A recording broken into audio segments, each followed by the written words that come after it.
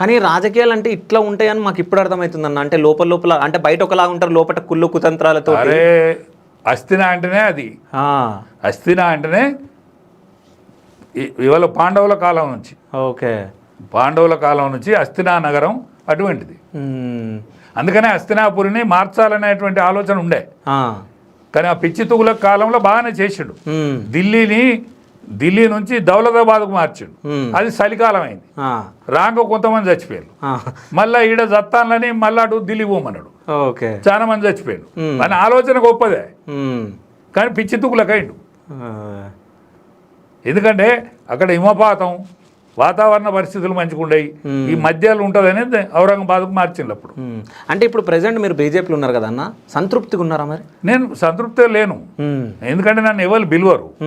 నేను బీజేపీలో అంటే నేను ఎవరితో కూడా దగ్గర లేను. ఈటల రాజేందర్ నాకు దోస్తు కావచ్చు, కానీ ఈటల రాజేందర్ గారి దగ్గర వేయింలు వీళ్ళు పోయి మమ్మల్ని ఏది పడితే అది మేము ఏమైనా పొరపాటు చేస్తే ఏదైనా పొరపాటు మెదిలితే ఎండ కడతాండా ఇదని చెప్తే మరి నాకు దోస్తే కానీ నాకు వినడు. ఎందుకు వినడు అనే జంగారెడ్డి గారి శిష్యుడు, కేసీఆర్ తోటి సమకాలికంగా మెదిలినోడు. అందరిట్లా ఆయన ఒకడు 5గురు జైలుకు పోతే ఆయన ఒకటి జైలుకు పోయిండు. అన్ని సన్నిహితంగా ఉండేది. ఆయన చెప్పిన వాళ్ళకి టిక్కెట్లు వచ్చేది అప్పుడు.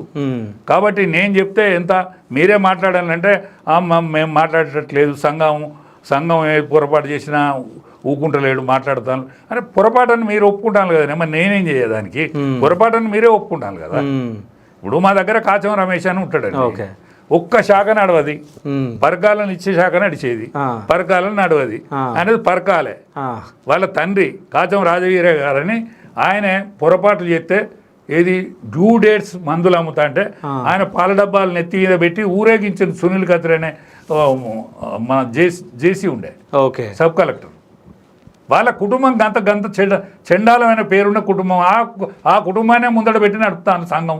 ఇవాళ ఆయన ప్రముఖుడు, ఆయన చెప్పినోడు జిల్లా అధ్యక్షుడు అవుతాడు, ఆయన చెప్పినోడు రాష్ట్ర అధ్యక్షుడు అవుతాడు. ఇది మాట్లాడద్దు, నేను మాట్లాడితే తప్పు నాది. నిజాలు మాట్లాడితే మనినట్టు అవుతుంది. ఒక్క సంఘ శాఖ నడతలేదు.